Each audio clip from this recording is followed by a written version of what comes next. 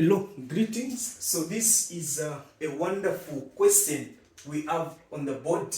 Let us see how we can answer this question together. So the question is saying, figure 4.1 shows muscles and bones of the forearm of a human being. So this is it. So this is the forearm. I guess you understand, like this. Have you seen? This is like this. So this should be a picture that you need to have in your mind. So this is it. Have you seen this part that is here? This is the one. So this is what we get to call the bicep. So this is called the bicep. Then this T that is here, this is called the tricep. This is what I want you to get. And then we've got this bone that gets to be down here, and another one gets to be up there. So this one, this is down, it's bigger than this one on top. This is auna. Have you seen? And then this one that is on top, the bone that gets to be on top here, this is called the radius. So I want you to get this before I've reviewed these answers and I've summarized them. So I just want to explain this part before we even answer all these questions that are here. I'm going to break them and you will understand them clearly. So I want you to follow me clearly like that. Then we've got which else am I supposed to look at? Okay, we've got S there. So this S that is here, this is what we are get to call the scapula. So this is called the scapula, like that. So I guess you are able to understand all these things that I'm teaching here, isn't it? You're able to follow me. So guess this is it. So we go now to the questions. Identify muscle T. So muscle T, I've already told you, this is what? The tricep. So that is the tricep. Then we are taught to say, what is bone U? What is bone U? This one that is here. So I've already given you the answers. We are just going through them together, explaining them, trying to understand them at a deeper level. What name is given to the pair of muscles T and R? So the T is the tricep, then the R, that is the bicep. So what term is given to this pair of muscles? So you need to understand that the tricep and the bicep, these are muscles that get to work alternatively. So meaning that if one gets to contract, the other one will relax. So this is what you need to get. So the muscles that get to work in this angle, these are what we get to call antagonistic muscles. So antagonistic what? Muscles. This is the name that you need to get.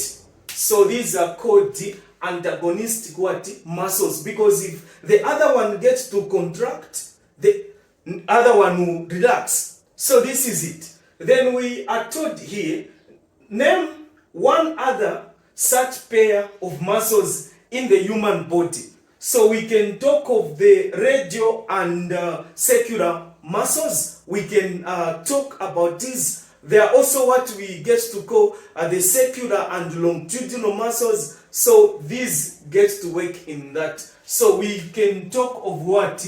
We can talk of circular and longitudinal. So longitudinal what? Muscles. So we can look at all these things. So we are just revising through together this particular question so that if you are to find a question in an exam under this, you will be able to answer it. Then we go to this one that is here. Label on figure 4.0 where you find a tendon. So where you get to find a tendon and a pivot joint. So where do we find a tendon? So you get to find a tendon at the end of a muscle. So have you seen this particular muscle? Is this was supposed to be like this? Have you seen? So you get to find it somewhere here. This is where you get to find my tendons. Even here you can find what? The tendon. Just at the end, this is something that gets to connect like a muscle to bone, like that. So that is where you get to find what? The tendons. And then when we look at the pivot joint, so pivot joint, these are more like the joints that makes the arm to turn or to move in a plane or one direction. Have you seen? Just like, where do we find them? I'm even doing this. Have you seen what I'm touching here? So meaning that the pivot joint gets to be here. These are bones that only allow movement in one direction, one plane. So they get to be found here. Just that my diagram is not very well. So this is where we get to find a pivot joint. In an exam, you just need to label these two. These things I was putting because I'm explaining, supposed to be putting the answers there, not on this particular diagram. So it's supposed to be writing. So on this diagram, the only answers that are supposed to be here. So it's the pivot joint and the tendons. So this is it. We move now to this question that is here. I believe you are able to see this question that is here. Give two ways in which skeletal muscles of an insect differ from the skeletal muscles of human beings. So you are supposed to understand that when we are talking about the skeletal muscle of an insect, so these get to be found inside of an insect. But when we talk about human beings, you are going to agree with me that these ones are attached to the bones. Have you seen? So this is one of it, or we can say they are found outside. So this is it. But insect, guess you know how an insect is. Then the other thing is that insects, skeletal muscles of insects don't have what? They don't have tendons. So they don't have tendons, whereas the skeletal muscles of human beings do have tendons. So this is it. You look at how the skeletal is when we talk of insect and human beings, outside and inside. Inside insect, outside human beings. Then with tendons, insects don't have tendons, but us, we have people. You and I, we have. Then identify the bone labeled as scapula. It is even here. I labeled it. That is what? That is scapula. I guess this is how you pronounce it. This biological term gets to have different ways in which we get to pronounce them. So as long as the spelling is okay, then we are talking about the same thing. So this is a question that I wanted to discuss with you people. So those of you that are interested in starting your tuitions with me can contact me on my number. This is my WhatsApp number.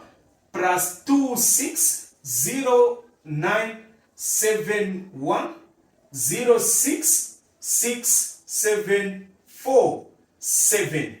So this is my number. You can contact me on this particular number. I guess that is visible enough. So that is the number you can use to contact me on.